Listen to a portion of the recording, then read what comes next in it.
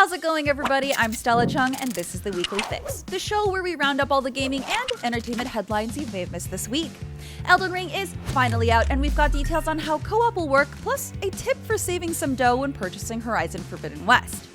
In the entertainment world, Marvel is claiming that Endgame will be the final Avengers film, and Ryan Reynolds and Patrick Stewart respond to rumors about their inclusion in Doctor Strange. Let's hop into the interdimensional portal and see what's in store.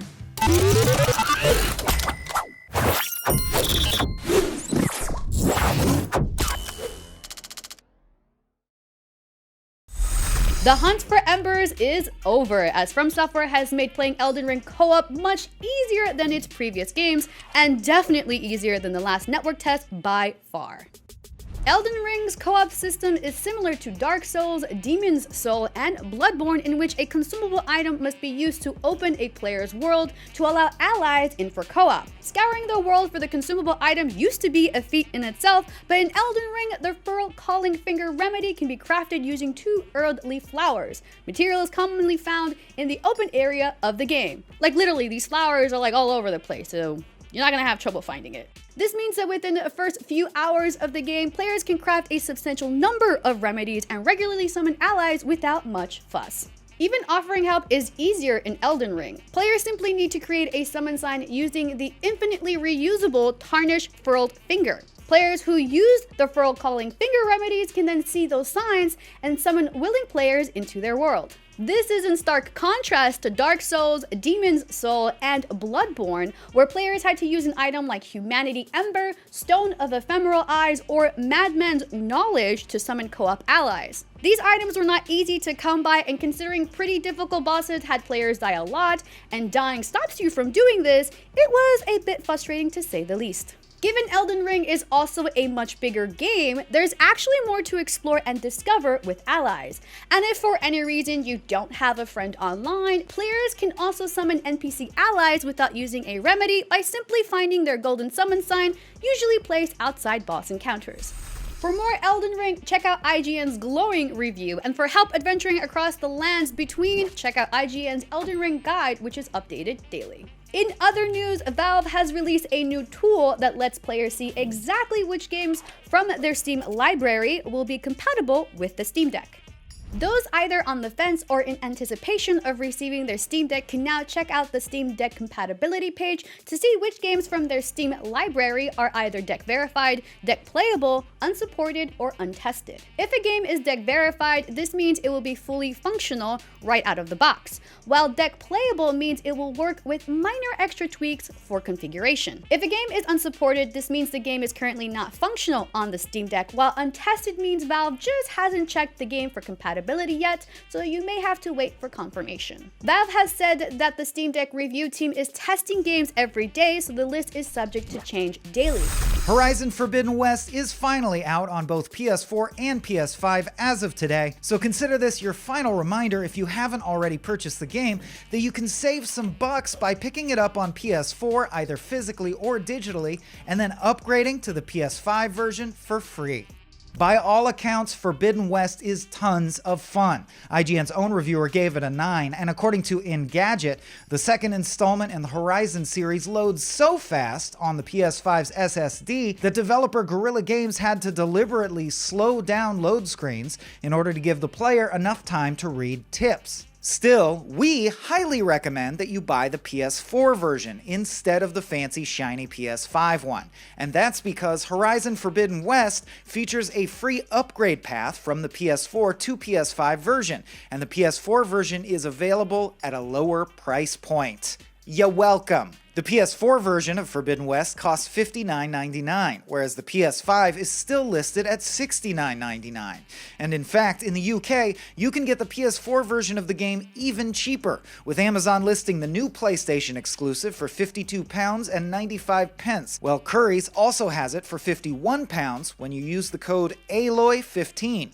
You get the same game, but for less. It's really a no-brainer. Despite previous assurances from Sony, there was still some trepidation about the PS5 upgrade from IGN Deals followers at least. Seemingly, the upgrade hadn't been addressed since September of 2021, when Sony repeated its initial promise of a free upgrade path for all PS5 launch titles. But now, with the Horizon Forbidden West store page receiving a clarity update, fans can rest assured knowing their PS4 copy of the game will be easily upgradable to PS5 for free. The only caveat to this deal, you can't preload the PS5 version of the game if you pre-order the digital PS4 version. Of course, if you're watching this video, that's already a moot point, so you may as well save the dough. Cha-ching! Moreover, it has also been confirmed that Horizon Forbidden West will be the final cross-platform PlayStation game getting a free upgrade path. All future launches will include a $10 fee for those looking to move between generations of consoles. This includes God of War Ragnarok and Gran Turismo 7. For more on Forbidden West, check out IGN's full review, our video 16 things to do first in Forbidden West, and our piece on the best skills to unlock first in Horizon Forbidden West. Next up, The Legend of Zelda Majora's Mask will officially become available to all Nintendo Online Plus Expansion Pack members on February 25th, 2022. Majora's Mask or Elden Ring? Ugh, tough call. Nintendo shared the news on Twitter alongside a new trailer for the N64 Classic that follows Link as he is dragged into the world of Termina, where the moon is falling from the sky. #Moonfall. The Legend of Zelda Majora's Mask joins the ever-expanding list of N64 games available to Nintendo Switch Online Plus Expansion Pack members, and follows such additions as Banjo-Kazooie and Paper Mario. In our list of the 25 best N64 games of all time, we ranked The Legend of Zelda Majora's Mask number 3, placing it just behind Super Mario 64 and Ocarina of Time. Majora's Mask was released for the N64 in 2000, and at the time, IGN gave it a whopping 9.9 out of 10. In 2015, The Legend of Zelda Majora's Mask 3D was released for the Nintendo 3DS and came with a few quality of life additions like the Bomber's Notebook that helped players keep track of everything going on in the game. However, it looks like the N64 version is the one coming to Nintendo Switch Online Plus Expansion Pack. Enjoy. A video game reseller has discovered hundreds of factory-sealed Nintendo and Sega games from the 80s and 90s inside a storage facility in Nebraska.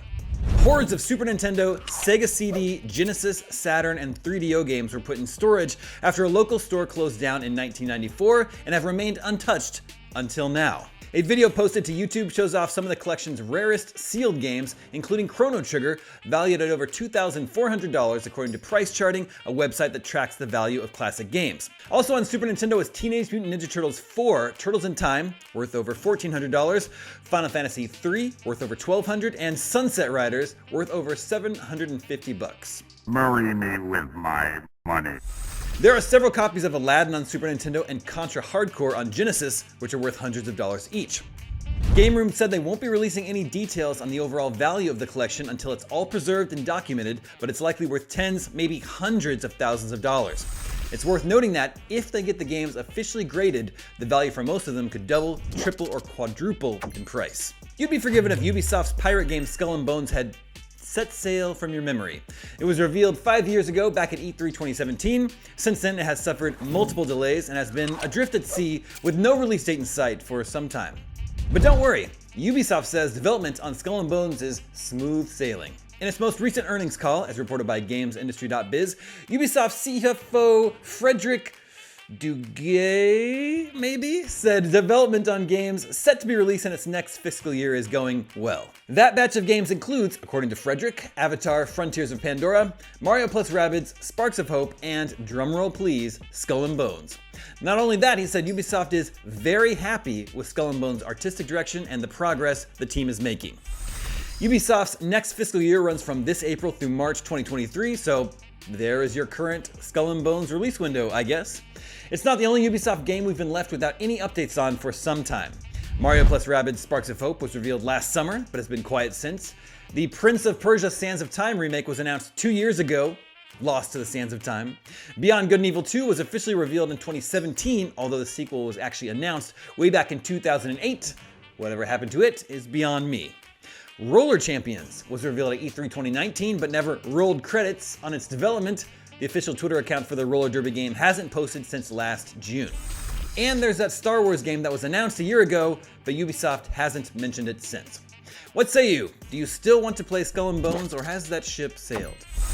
Next in gaming news, Street Fighter 6 was announced, but people started noticing something kind of odd about the new logo. The logo looks pretty simple, but Ars Technica's Arik Lawson pointed out that the Street Fighter 6 logo looks very similar to a logo design available through the Adobe Stock Image Store, available with an extended license for $80. And it was created by a user named xCooley. The design is available as an Adobe Illustrator file, meaning alterations could be made very easily to the original file, and the Adobe Stock licenses do allow for modifications in commercial use. But this design has already been used publicly before, as Twitter user 100GB pointed out, and it was modified but used as a logo for the SF Connection Sci-Fi convention in France. In a statement to IGN, the logo creator xCooley confirmed that they had made that stock image and said they were looking to sell exclusive rights for the image to Capcom and remove it from sale to other parties. We're currently waiting on a statement from Capcom on this reply from xCooley, and if this image is a placeholder, so we'll be sure to keep you posted on any updates.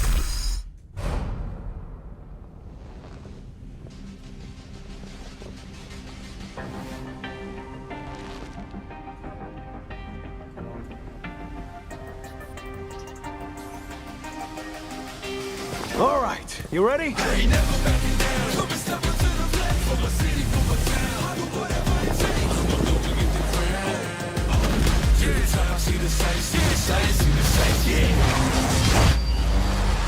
Street Fighter 6. It's time to take a quick break. When we come back, news on Avengers Endgame being the final Avengers film and a sneak peek at the costume for Jane Foster's Thor in Love and Thunder. See you soon.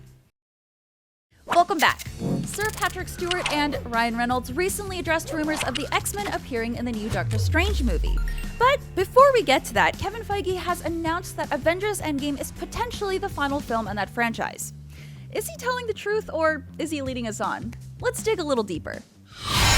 Marvel boss Kevin Feige says we've already seen the final Avengers movie. This came in the most recent episode of Marvel Studios Assembled, in which he said, quote, "Marvel Studios and the Marvel Cinematic Universe is now past their 10th anniversary, and with the release of the final Avengers movie, we've finally completed a 22-movie Infinity Saga." This is, of course, the scary headline. Oh no! No more Avengers? What will we do? I guess we love the Eternals now? But we are very skeptical about that being the case for several reasons. Marvel Studios Assembled is of course produced by Marvel and Disney for Disney Plus, and therefore would never feature a true off-the-cuff scoop. Not to mention the amount of secrecy around every major MCU production. Please see, as just one example, Andrew Garfield's blatant and repeated lies about not being in Spider-Man No Way Home. Emma Stone and I will never believe you again. Here's what we think. Endgame was the last unqualified Avengers movie, meaning the possibilities are wide open for many Marvel Comics named Avengers variant teams such as New Avengers, Dark Avengers, Secret Avengers, Mighty Avengers, West Coast Avengers, Avengers 2099, The Ultimates, A-Force, and the one I think is clearly most telegraphed, Young Avengers. Lately, Marvel has been busy dropping Young Avengers teammates in across its various properties, including Kate Bishop, America Chavez, Elijah Bradley, Wanda's sons, Tommy and Billy, Kamala Khan, Riri Williams, Cassie Lang, and arguably a few others. As I touched on before, the MCU doesn't do or say things haphazardly, so these characters almost certainly have a future on screen, possibly under a different team name. And lastly, wow, what a stupid idea it would be to fully drop your flagship billion-dollar generating property. That's never gonna happen. Similarly, director James Gunn has said Guardians 3 will be the last time we see that team lineup, but that doesn't mean the Guardians of the Galaxy are necessarily over. So while we probably have seen the last of the Infinity Saga, it's extremely likely we'll see different Avengers teams and individual members of the most famous Avengers lineup back in action at some point. Plus, what are they gonna do with the Avengers special font? Not use it? Waste it on AIM? I think not. Episode something, Return of the Composer. John Williams is coming back to Star Wars and this time composing the theme for Obi-Wan Kenobi. Variety reports that Williams secretly recorded in Los Angeles last week under tight security. Williams, who is 90, hasn't composed for any Star Wars property since 2019's Rise of Skywalker. While The Mandalorian and The Book of Boba Fett used Williams' music, they were composed by Ludwig Göransson and Joseph Shirley. While Williams' swelling epic score is an extremely essential part of the Star Wars experience and mood, at least to me, he rarely scores any music for television, which makes Obi-Wan a notable exception. What isn't clear is if Williams composed any musical piece other than the theme for Obi-Wan, but I wouldn't be mad if Göransson did some of the other music. He understands Tatooine, at the very least, which is the planet, I guess, we will never get away from. We'll hear for sure after Obi-Wan Kenobi premieres on Disney Plus May 25th. Stranger Things is set to return for Season 4 on Netflix May 27th. It will be longer this time, and the end of the series is in sight. Stranger Things 4 will be broken into 2 halves, the second of which will be released as a batch on July 1st, so at least the wait in between will only be 5 weeks. The Duffer Brothers also announced via Netflix's website that Season 4's runtime will be almost double that of previous seasons, leaving us plenty more time to get frustrated with Mike's antics. The creative duo also announced Season 5 will be the final season, but it's unclear when that will be released or if any of that has already been filmed. All I'm saying is they better hurry up because the kids who played 12, 13, and 14 in Season 3 are now in their late teens and early 20s. The Duffer Brothers continued, "It's also the beginning of the end. 7 years ago, we planned out the complete story arc for Stranger Things. At the time, we predicted the story would last 4 to 5 seasons. It proved too large to tell in 4, but as you will soon see for yourselves, we are now hurtling toward our finale." Season 4 has 9 episodes, making the count similar to previous seasons, indicating most if not all episodes could be close to feature length. The upcoming storyline seems to be set 6 months after Season 3's Starcourt finale. The gang is largely separated, dealing with high school and gruesome supernatural happenings, of course. Patrick Stewart and Ryan Reynolds have both broken their silence and responded to rumors that they'll be a part of Doctor Strange in the Multiverse of Madness, hopefully appearing as Professor X and Deadpool respectively. Talking to comicbook.com, Stewart discussed the Super Bowl trailer for the Doctor Strange sequel that appeared to use his voice to tease the return of Professor X and the long-awaited arrival of the X-Men into the MCU. Specifically, he said, "You know, people have been imitating my voice ever since I came on the stage 60 years ago, so I can't be held responsible for that. Cheeky. Avoidant. I don't believe you." Reynolds also chimed in on the rumors, especially after many fans pointed out that Deadpool seems to maybe appear in the Multiverse of Madness poster that was released alongside the Super Bowl trailer. Eagle-eyed fans claim that one of the shards of glass in the poster contains the faintest glimpse of Deadpool. In a chat with Variety, Reynolds denied that he is a part of the MCU film, saying, "I guess I'm really not supposed to say anything about that, but I'm really not in the movie. I could be an unreliable narrator, but I'm promising you I'm not in the movie." While these 2 much anticipated appearances have yet to be 100% confirmed, actors lying about casting rumors are nothing new. Most recently, Spider-Man No Way Home featured an actor who spent months denying their involvement in the film, and you all know exactly who I'm talking about. So, can Stewart and Reynolds be added to the list of fibbers? Well, we won't have long to wait to find out, as Doctor Strange in the Multiverse of Madness arrives exclusively in theaters on May 6th, 2022. Next up, following the Uncharted movie's strong opening weekend, Sony Motion Pictures Group CEO and chairman Tom Rothman has said that Uncharted is, quote, a new hit movie franchise for the company. As reported by Deadline, Rothman's words come from a company-wide email following Uncharted's $139 million global opening weekend box office performance. This was more than enough to cover the film's production budget, and it clearly has Sony thinking of a potential sequel. sequel, although nothing has yet been confirmed. The email continues, with over $100 million in box office worldwide in just one weekend and a 90% positive audience score on Rotten Tomatoes, Uncharted is a new hit movie franchise for the company. This marks a great victory for every single division of the company, as the film was our first major production entirely shut down by the advent of COVID. Yet we persevered to complete a picture the audience loves and marketed and distributed it with strategic verve worldwide despite the pandemic. This is undoubtedly a welcome outcome for the Uncharted movie, which itself went through a bit of development hell on its way to the finish line. Domestically, it was expected to do around $30 million, but ended up bringing in 51. And while we won't spoil the details here, Uncharted's ending and post-credits sequence definitely tease what some of the adventures of Tom Holland's Nathan Drake and Mark Wahlberg's Sully could be.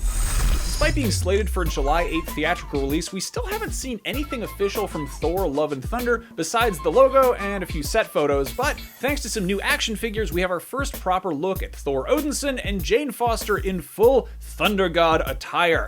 These figures come from Bandai's SH Figuarts line, which has put out a ton of MCU toys already, among other IPs, and they are officially licensed, and therefore they're subject to approval from Marvel Studios and Disney. And also keep in mind that these are collector-grade figures, so it's pretty safe to assume that what you're seeing here is mostly screen accurate, probably.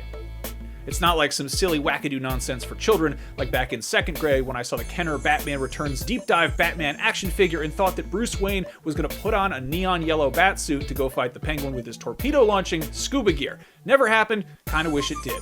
Anyway, we know Natalie Portman will be returning as Jane Foster, but this time she's going to be wielding Mjolnir and adopting the mantle of Thor herself, while Chris Hemsworth Thor will also be Thor, but they'll probably call him by his surname, Odinson, and he'll be hitting stuff with that Stormbreaker axe that Tyrion Lannister made for him out of Groot's arm. 2 Thors? That could get confusing. I hope it doesn't become a Thor subject. I'm sorry.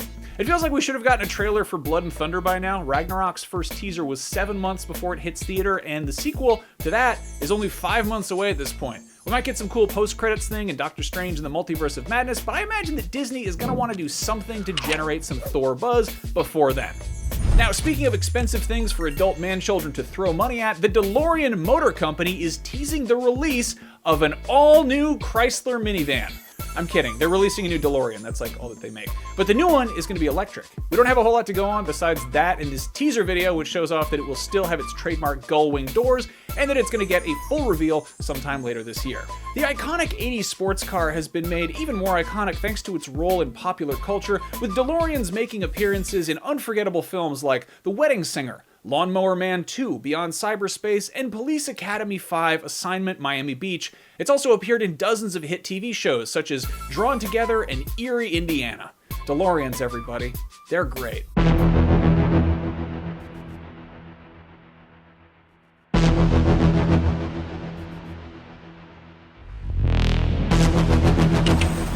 Anyway, shifting gears, get it? Marvel's finally given us what we want with the announcement of Spider-Man No Way Home's home release. And I ain't talking about the release date. Alongside the announcement that the Spidey film is releasing on April 12th on 4K UHD and Blu-ray, Marvel Entertainment tweeted out the meme. Yes, the meme. Yes, I'm talking about the classic Spider-Man pointing meme was brought to life to live action existence, which will likely be photoshopped to place the Spider-Man in their proper memeable location. Now, pre-orders are currently live, and if you're just looking to watch the film again from the comfort of your own couch, digital download purchases for No Way Home will also be available starting March 22nd. Now, Spidey fans can expect hundreds of minutes of extra content and deleted scenes come this April, so there will be plenty more to enjoy when all 3 Spider-Man come swinging into your home when No Way Home drops on physical media April 12th. Now, speaking of homes, it looks like a few other Marvel heroes have found new homes on another streaming platform. Now, according to Canadian media personality Shabazz and several other Canadian sources, all those Netflix Marvel shows are coming to Disney Plus in Canada this March. Now, Daredevil, Jessica Jones, The Punisher, Luke Cage, Iron Fist and the Defenders will be available for streaming alongside all the original Marvel shows and movies currently available on Disney+. Now, while we're not sure what this means for the United States, it's possible US Disney Plus owners can expect a similar announcement in the near future. Now, what are the bigger implications, though, of these shows leaving Netflix to join Disney Plus? I mean, does it mean we might see these characters pop up in the MCU eventually?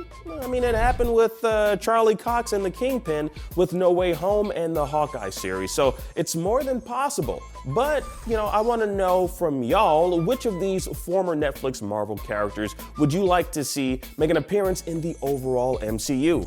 Comment down below and let's discuss.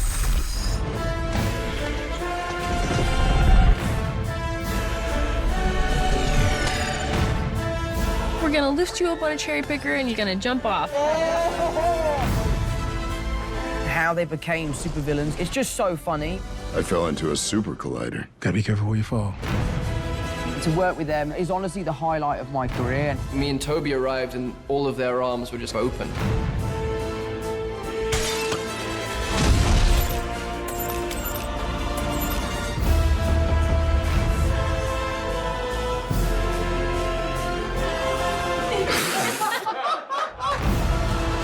I had butterflies with Toby and Andrew, hoping they would sign up.